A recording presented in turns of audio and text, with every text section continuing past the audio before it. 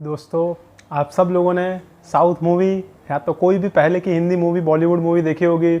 उसमें जब भी हीरोइन या तो कोई भी हीरो के परिवार का जब भी प्रॉब्लम में होता है, ठीक है, जब विलन के द्वारा उसके परिवार को या तो हीरोइन को जब प्रॉब्लम में डाला हुआ होता है तो एंड टाइम पर हीरो आकर सबको बचा लेता है। वैसे ही जब हमारा देश कोई बड़े प्रॉब्लम में होता है तो उस प्रॉब्लम से बाहर निकालने के लिए एक हीरो है हमारे पास देश में, जिसको मैं पर्दे के पीछे का हीरो बोलता हूँ। और शायद आप लोगों को ये पता नहीं होगा, पर ये पर्दे का पीछे का हीरो ज़्यादातर लोग नहीं जानते। ये सिर्फ 12th स्टैंडर्ड के लिए नहीं, लेकिन सबके लिए ये इन्फॉर्मेशन बहुत ज़रूरी है। तो जब भी हमारा देश कोई बड़ी प्रॉब्लम में फंसता है, कोई बड़े इकोनॉमिक प्रॉब्लम में फंसता है, तब एक पर्दे के पीछे का हीरो है जो एंड टाइम पर आ जाता है और हमारे देश को उस प्रॉब्लम से बाहर निकलता है। तो वो कौन है हीरो, चलिए जानते हैं। मैं हूं ब्रिजेश दवे, आपका फ्रेंड और इकोनॉमिक्स ट्यूटर। जानते हैं उस पर्दे के पीछे के hero reserve Bank of India के बारे में। दुनिया के हर एक देश में एक सेंट्रल बैंक होता है, मध्यस्थ बैंक होता है, जो उस देश की आर्थिक स्थिरता के लिए काम करता है, इकोनॉमिक स्टेबिलिटी के लिए काम करता है। वैसे ही हमारे देश में भी एक बैंक है, RBI, reserve Bank of India, जो कि बैंकों की भी बैंक है। जब हमें पैसे की ज़रूरत होती है तो हम नॉर्मल जो एसबीआई है, एचडीएफसी बैंक है, आईसीआईसीआई बैंक है, जो कॉमर्शियल बैंक्स है, वहाँ पर हम लोग जाते हैं। लेकिन क्या आपने कभी सोचा है कि जब इन बैंकों को पैसे की ज़रूरत होती होगी या तो उनको जब पैसे डिपॉजिट करने होते होंगे तो वो कहाँ पर जाते होंगे? तो वो अपनी बैंक, जिसको बोलते हैं बैंकों की भी बैंक, वो है रिजर्व बैंक ऑफ इंडिया, वहाँ पर जाते हैं। क्या आपने कभी सोचा है कि सेंट्रल गवर्नमेंट और स्टेट गवर्नमेंट्स का जो अकाउंट है वो कौन संभालते होंगे? क्या नॉर्मल हमारा जो जहां पर अकाउंट होता है, जो कॉमर्शियल बैंक्स में, क्या उनका भी वहीं पर अकाउंट होता है? नहीं। तो गवर्नमेंट्स बैंक, ये बैंक जो है रिजर्व बैंक ऑफ इंडिया, वो गवर्नमेंट की भी बैंक है। तो बैंकों की भी बैंक है, गवर्नमेंट की भी बैंक है। ये हमारे देश में सभी बैंकों का रेगुलेटर है। लेकिन इसका जो सबसे बड़ा काम है दोस्तों, वो ये है कि ये आर्थिक स्थिरता बरकरार रखता है। कैसे आर्थिक स्थिरता बरकरार रखता है? ध्यान से सुनना दोस्तों। देश में, किसी भी देश में पैसे की डिमांड और पैसे की सप्लाई के बीच में बैलेंस होना चाहिए। मनी डिमांड और मनी सप्लाई के बीच में बैलेंस होना चाहिए, तो वो देश बहुत ही स्मूथली प्रोग्रेस कर पाएगा, बहुत अच्छे से वो ग्रोथ कर पाएगा। लेकिन जब भी किसी देश में मनी डिमांड और मनी सप्लाई के बीच में इम्बैलेंस होता है, जब भी यहाँ पर संतुलन बिगड़ता है पैसे की डिमांड और पैसे की सप्लाई में, तब उस देश में प्रॉब्लम आता है। अब क्या प्रॉब्लम आता है, ध्यान से सुनना दोस्तों। जब पैसे की डिमांड ज़्यादा हो लेकिन सामने पैसे की सप्लाई बहुत कम हो जाए पूरे देश में, पूरी इकोनॉमी में, तो लोगों के पास पैसे कम आएंगे। अब लोगों के पास पैसे कम आएंगे तो लोग डिमांड भी बहुत कम करेंगे। अब डिमांड कम कर देंगे तो प्रोडक्शन भी कम हो जाएगा, कंपनी वाले प्रोडक्शन नहीं करेंगे। क्यों? क्योंकि डिमांड नहीं है। अब प्रोडक्शन कम करेंगे तो हमारे देश के इकोनॉमिक ग्रोथ और इकोनॉमिक डेवलपमेंट के ऊपर इसका नेगेटिव इफेक्ट आएगा दोस्तों। तो इसको बोलते हैं रिसेशन। ये जो प्रॉब्लम है, अब ये प्रॉब्लम आया क्यों? क्योंकि पैसे की सप्लाई कम हो गई।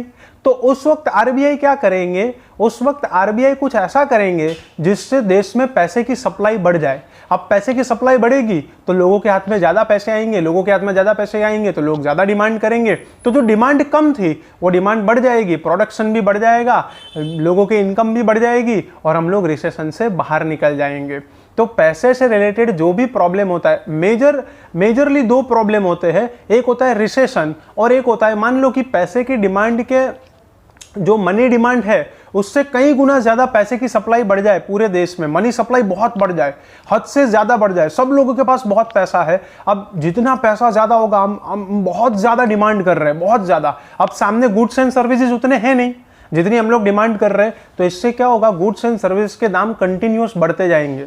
तो उस वक्त आरबीआई को क्या करना है कि बहुत ज्यादा पैसे की सप्लाई बढ़ गई है मार्केट में, तो उस वक्त आरबीआई कुछ ऐसा काम करेंगे जिससे पैसे की सप्लाई कम हो जाए। क्यों? क्योंकि अगर पैसे की सप्लाई बहुत बढ़ गई तो सभी चीजों के दाम कंटिन्यूअसली बढ़ते जाएंगे। इन्फ्लेशन, ये भी बहुत बड़ा प्रॉब्लम है दोस्तों।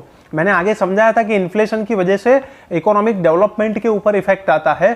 तो रिसेशन भी नहीं होना चाहिए और इन्फ्लेशन भी नहीं होना चाहिए, एक संतुलन होना चाहिए, एक स्थिरता होनी चाहिए। देश में ऐसा नहीं है कि दाम नहीं बढ़ने चाहिए, लेकिन धीरे धीरे स्लो एंड स्टेडी दाम बढ़ने चाहिए, डिमांड बढ़नी चाहिए। जितनी गुड्स एंड सर्विसेज की सप्लाई है उस हिसाब से डिमांड बढ़नी चाहिए। डिमांड कम करना ये आरबीआई का किसी भी चीज़ की डिमांड कम करना ये आरबीआई का गोल नहीं है। आरबीआई का गोल इतना ही है कि यहाँ पर रिसेशन ना आए और यहाँ पर इन्फ्लेशन ना हो, महंगाई ना बढ़े, हमारा देश स्थिरता के साथ आगे बढ़ता जाए। इसलिए जब भी देखो दोस्तों, स्थिरता के लिए बैलेंस होना चाहिए, मनी डिमांड और मनी सप्लाई के बीच में क्या होना चाहिए, बैलेंस। और जब भी ये बैलेंस बिगड़ता है, जब भी असंतुलन होता है यहाँ पर, तो क्या करती है आरबीआई, उनके पास एक टूल है और उस टूल का इस्तेमाल करके वो क्या करते हैं, पैसे की सप्लाई को कई बार कम कर देते हैं और कई बार बढ़ा देते हैं। जब रिसेशन होता है तो पैसे की सप्लाई को बढ़ा देते हैं और जब इन्फ्लेशन होता है तो पैसे की सप्लाई को कम कर देते हैं। अब इससे देश के हर एक नागरिक को फायदा होगा, इससे हमारा ही कल्याण होगा, क्योंकि रिसेशन में अगर रिसेशन आएगा तो अनएम्प्लॉयमेंट बढ़ेगी, लोगों को काम नहीं मिलेगा, काम से निकाल दिया जाएगा, तो क्या हमारे ऊपर बुरा इफेक्ट नहीं होगा इसका दोस्तों, बहुत ही बुरा इफेक्ट होगा। अगर इन्फ्लेशन होगा तो लोगों की सेविंग्स कम हो जाएगी, महंगाई बहुत बढ़ती जाएगी तो लोगों की सेविंग्स कम होती जाएगी। जैसे तैसे करके जो बिलो पॉवर्टी लाइन, मतलब जिन्होंने पॉवर्टी लाइन के ऊपर अपने आप को सस्टेन किया है, वो बेचारे पॉवर्टी लाइन के नीचे चले जाएंगे और इकोनॉमिक डेवलपमेंट के ऊपर भी उसका नेगेटिव इफेक्ट होगा। तो दोस्तों, ना तो रिसेशन अच्छा है ना तो इन्फ्लेशन अच्छा है, और ये दोनों किस वजह से आते हैं, तो इम्बैलेंस बिटवीन, जब भी बैलेंस बिगड़ता है पैसे की डिमांड और पैसे की सप्लाई के बीच में, तो ये बैलेंस कौन बनाता है, RBI, reserve Bank of India. तो रिजर्व बैंक ऑफ इंडिया क्या करते हैं, देश में जरूरत के हिसाब से पैसे को बढ़ाते हैं, पैसे की सप्लाई को, या तो पैसे की सप्लाई को कम करते हैं। और ये किसके लिए करते हैं, हमारे और आप जैसे, हम जितने भी देश के नागरिक हैं इनके लिए ये करते हैं। ये जो रिजर्व बैंक ऑफ इंडिया है, ये इसकी स्थापना, देखो इस हीरो के बारे में थोड़ा हम लोग जान लेते हैं। आरबीआई की स्थापना, मतलब उसका एस्टेब्लिशमेंट जो हुआ था वो 1935 में हुआ था और ब्रिटिशर्स ने किया था उसका एस्टेब्लिशमेंट। अब जब ये एस्टेब्लिश होता, अप्रैल 1 1935 को ये एस्टेब्लिश हुआ था 5 करोड़ की कैपिटल के साथ, और जब ये एस्टेब्लिश हुआ था तब ये प्राइवेट बैंक था, प्रॉफिट कमाने के मोटिव से काम करता था। लेकिन आज़ादी के बाद, आफ्टर इंडिपेंडेंस, इंडियन गवर्नमेंट ने उसको नेशनलाइज्ड कर दिया, उसका राष्ट्रीयकरण कर दिया। 1 जनवरी 1949 को इसका राष्ट्रीयकरण हुआ, मतलब इसको गवर्नमेंट ने अपने हाथ में ले लिया।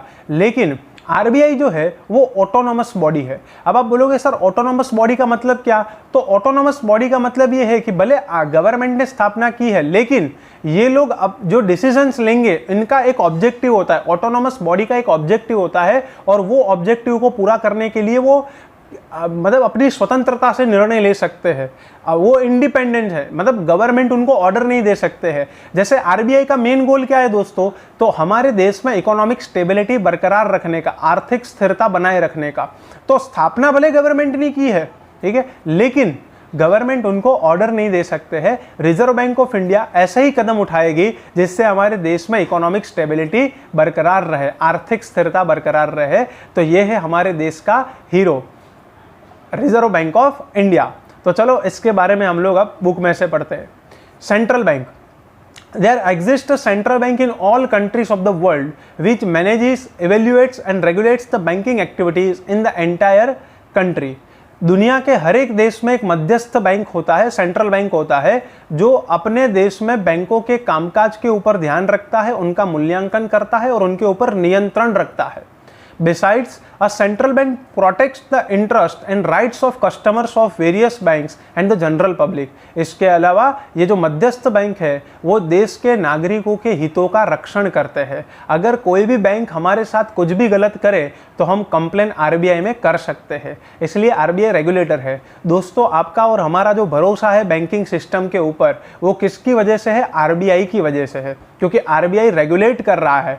कोई भी बैंक गलत नहीं कर सकते हैं क्योंकि उनके ऊपर किसका कंट्रोल है, रिजर्व बैंक ऑफ इंडिया का। चलिए दोस्तों इसकी डेफिनेशन समझते हैं। RP Kent defines a central bank as, RP Kent ने कहा है कि मध्यस्थ बैंक मतलब क्या, the institution charged with the responsibility of managing the expansion and contraction of the volume of money. एक ऐसी संस्था जो पैसे की सप्लाई को बढ़ा भी सकती है और कम भी कर सकती है, पैसे की खुदरा का विस्तरण और संकोचन करने वाली संस्था। थोड़ा ज़्यादा हिंदी हो गया, मतलब जो एक्सपांड कर सकती है, पैसे की सप्लाई को बढ़ा सकती है, पैसे की सप्लाई को कम भी करती है। क्यों करती है? In the interest of the general public welfare, सामान्य से सामान्य इंसान के हित के लिए एक ऐसी संस्था जो क्या करती है, पैसे की सप्लाई को बढ़ाती है और कई बार पैसे की सप्लाई को कम करती है। जब रिसेशन होगा तो पैसे की सप्लाई को बढ़ाएगी और जब इन्फ्लेशन होगा तो पैसे की सप्लाई को क्या कर देगी दोस्तों, कम कर देगी। Hence, central bank is the apex bank of the country, whose function is to aid, regulate and promote the entire money market and the banking sector. मध्यस्थ बैंक सर्वोच्च बैंक है, अपेक्स बैंक मतलब उसके ऊपर कोई नहीं है।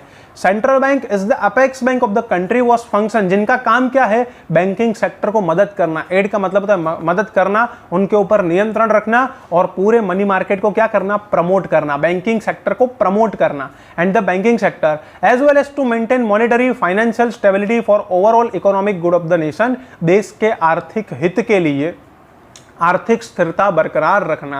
किसी भी देश में मंदी हो या किसी भी देश में महंगाई बढ़े, वो देश के हित के लिए अच्छा नहीं है, वो कंसिस्टेंट ग्रोथ नहीं कर सकते हैं। इसलिए देश में आर्थिक स्थिरता बरकरार रखना ये आरबीआई का काम है। और पता है दोस्तों, इसके लिए उनके पास कौन सा टूल होता है? उनके पास जो टूल है, जो शस्त्र, मतलब जिससे लड़ाई नहीं करनी है, पर एक ऐसा टूल है जिससे वो पैसे की सप्लाई को बढ़ा भी सकते हैं और कम भी कर सकते हैं, और वो टूल का नाम है मॉनेटरी पॉलिसी। ये आरबीआई बनाती है। अगर आपको कहीं पर भी ये पूछा जाए, अगर मान लो कि फ्यूचर में आप कोई जनरल सर्विसेज, जो भी गवर्नमेंट की आप एग्जाम दे रहे हो, और वहां पर भी आपको ये काम में आएगा कि भाई देश की मॉनेटरी पॉलिसी कौन बनाता है, तो कौन बनाता है? RBI. Which institution makes the monetary policy of India? तो आप क्या लिख सकते हो? Reserve Bank of India. और ये मॉनेटरी पॉलिसी जो है वो आर्थिक स्थिरता लाने की नीति है, उसको स्टेबलाइजेशन पॉलिसी भी बोलते हैं। तो इस चैप्टर का नाम ही है banking and monetary policy. Mobilization of money has several economic implications which impact economic growth and development of a nation.